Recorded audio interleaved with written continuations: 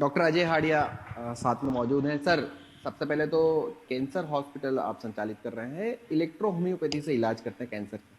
Sir, कितना successful इलाज electro homeopathy से होता है और आने वाले समय में देवास के लिए भी क्या कुछ आप सुविधाएं यहाँ पर प्रदान करेंगे? हालांकि पास में ही लगा हुआ सांवेर में आपका हॉस्पिटल है, तो देवास के लिए क्या और सुविधाएं आने वाले समय में देखी जा सकती हैं? नमस्कार। सर्वप्रथम, जैसा आप जानते हैं कि कैंसर एक बहुत ही भयानक और जानलेवा बीमारी है। जैसे इसके बारे में पता लगता है तो मरीज के साथ ही परिजन भी ये सोचते हैं कि अब जीवन मुश्किल है। कैंसर का इलाज 3 प्रकार से होता है: कीमोथेरेपी, ऑपरेशन और रेडिएशन। और ये देखा जाता है कि इन तीनों इलाज के दौरान भी मरीज का जीवन कुछ ही महीनों का होता है, कुछ ही सालों का होता है जी। परंतु इंदौर में देवेले हॉस्पिटल अपने यूनिक ट्रीटमेंट के लिए जाना जा रहा है। हम लोग हमारे हॉस्पिटल में बिना कीमोथेरेपी, बिना रेडिएशन, बिना ऑपरेशन के हम लोग ट्रीटमेंट करते हैं। और हमारे हॉस्पिटल में किसी भी स्टेज का कैंसर हो, फर्स्ट स्टेज का हो या लास्ट स्टेज का हो, जिसको हम 4th स्टेज बोलते हैं, उसका हम ट्रीटमेंट करते हैं। हमारे पास मैक्सिमम वो मरीज आते हैं जो अपना एलोपैथी का इलाज ले चुके होते हैं, जो वो दर्द में होते हैं, वो तकलीफ़ में होते हैं। हम उन मरीजों को अपने हॉस्पिटल में एडमिट करके और ट्रीटमेंट करते हैं 7 दिनों में। उनके पेन को रिलीव करते हैं, उनकी अन्य जो सिम्टम्स होते हैं उनको हम ठीक करते हैं और आगे की ट्रीटमेंट करते हैं। तो ये पूरा जो ट्रीटमेंट का प्रोटोकॉल है वो हर्बल ट्रीटमेंट है। इलेक्ट्रो होम्योपैथी एक प्लांट बेस्ड मेडिसिन है जिसका कोई भी साइड इफेक्ट नहीं होता है। हमारी medicine anti inflammatory, anti analgesic, antioxidant होती है। ट्यूमर की इन्फ्लेमेशन कम करती है, उसके पेन को कम करती है, उसके लीजन, उसके घाव को कम करती है और कैंसर को क्योर भी करती है। चूँकि एक हमारा संस्थान इंदौर और देवास के बीच हमने बनाया हुआ है, शिप्रा के अंदर जी, जो शिप्रा पुलिस स्टेशन है उससे बिल्कुल लगा हुआ है। तो वहाँ 5 एकड़ लैंड में हमने ऑलरेडी एक हॉस्पिटल हमने बना रखा है, जहाँ पर हम लोग नर्सिंग एजुकेशन देते हैं।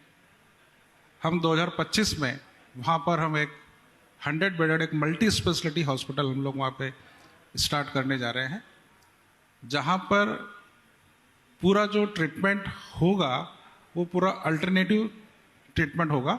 ऐसे बहुत सारे मरीज हैं जिनको न्यूरोलॉजिकल डिसऑर्डर्स हो गए हैं, पैरालिसिस हो गया है, जिनको गठिया हो गया है, रूमेटिज्म हो गया है, लीवर सिरोसिस ऑफ लीवर हो गया है, अस्थमा हो गया है, स्किन डिसीज हो गई है जी।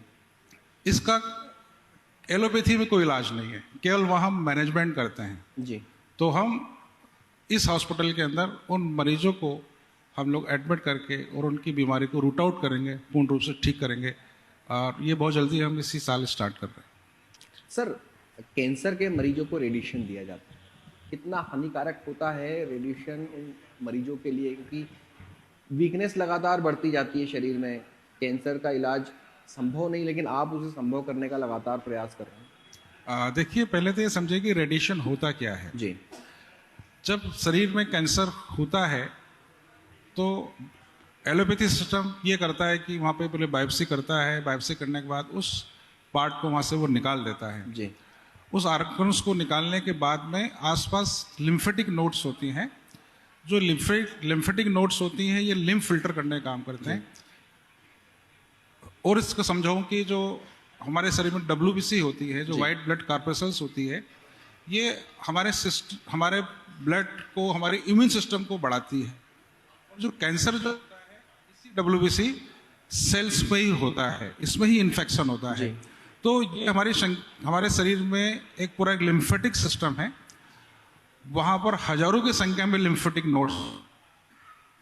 जब कैंसर होता है तो पूरी सभी लिम्फेटिक नोड्स में ये कैंसर हो जी।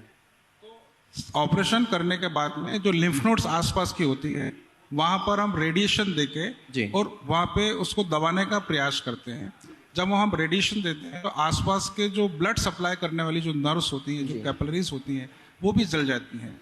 तो वो जलने से वहाँ पर ब्लड का सर्कुलेशन रुक जाता है और वो रेडिएशन जब हम जैसे कहीं का नेक का करें या गले का रेडिएशन करते हैं तो वहाँ की जो लार बनने वाली ग्रंथि है वो काम करना बंद कर देती है। मुंह में बहुत ज़्यादा ये कहेंगे कि सूखापन आता है या कई बार लार बहुत ज़्यादा आती है। तो उसके बाद जब ये से सिम्टम्स होते हैं तो कोई इसका इलाज नहीं है और फिर हम देखते हैं कि आने वाले 3 महीने 4 महीने बाद वो जो जिसका ऑपरेशन करते हैं वहाँ पे दोबारा से कैंसर होता है और वहाँ पे नेक्रोसिस हो जाता है, वहाँ पे ये कहेंगे कि सड़न लग जाती है, वहाँ से ब्लड आना चालू हो जाता है। तो वो रेडिएशन बहुत समय तक काम नहीं कर और इसी वजह से कहते हैं कि रेडिएशन कीमोथेरेपी एक बार फिर भी ठीक है परंतु रेडिएशन उससे ज़्यादा खतरनाक होता है। तो रेडिएशन करने से कैंसर कभी खत्म नहीं होता, हम कुछ समय के लिए उसको दबाने का प्रयास करते हैं। सर इलेक्ट्रो होम्योपैथी जो ट्रीटमेंट आप करते हैं इसका सक्सेस रेट कितना है, क्या लग रहा है कितना ये सक्सेसफुल रहती है और सबसे बड़ी बात की क्या पेनलेस है या पेनफुल? देखिए हमारा जो ट्रीटमेंट है, हमारी जो मेडिसिन है वो ब्लड और लिम्फ को प्यूरिफाई करती है। पूरी प्लांट बेस्ड मेडिसिन है, हर्बल प्लांट्स हैं, प्लांट्स का एक्सट्रैक्ट निकाल के उसमें अल्कलॉइड्स और केमिकल निकाल देते हैं, उसमें एनर्जी होती है और हमारी मेडिसिन ब्लड और लिम्फ को प्योर करती है। जैसे कहेंगे WBC है, उसका इन्फेक्शन बढ़ गया है, उसको कम करती है। तो इम्यून सिस्टम यदि बढ़ जाता है तो जो कैंसर सेल्स होते हैं वो ऑटोमेटिक नॉर्मल सेल्स में परिवर्तित और प्रॉपर न्यूट्रिशन जब उनको वहाँ मिलता है और हम ये कहते हैं कि कैंसर जो सेल्स जब बढ़ते हैं तो उनकी हम डाइट जो है वो हाई प्रोटीन डाइट को बंद कर देते हैं।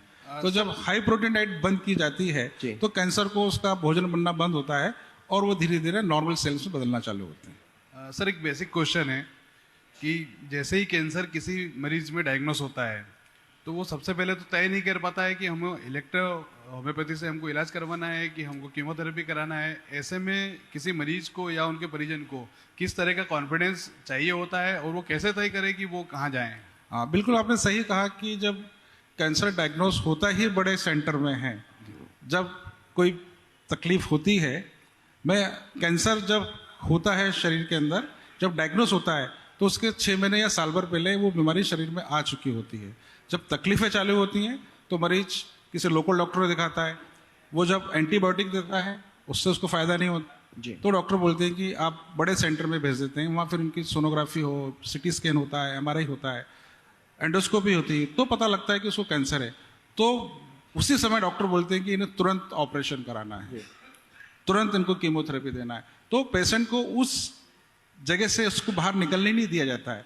तो हमारे पास वो पेशेंट आते हैं मैक्सिमम या तो वो सर्जरी कीमो रेडिएशन कर चुके होते हैं या डॉक्टर ये बोलते हैं कि इनका जो शरीर है वो कीमोथेरेपी लेने लायक नहीं है, रेडिएशन लेने लायक नहीं है, तो बोल देते हैं कि इनकी सेवा करिए, हम उनका इलाज ही नहीं कर सकते। एक 70 साल का व्यक्ति है जिसको लंग कैंसर हो गया, जिसकी वेट उसका 50 किलो है, वो कीमोथेरेपी ले ही नहीं सकता, उसको हाई ब्लड प्रेशर है, उसको किडनी की डिसीज है, तो उस पेशेंट को वो ट्रीटमेंट करने से मना कर देते हैं।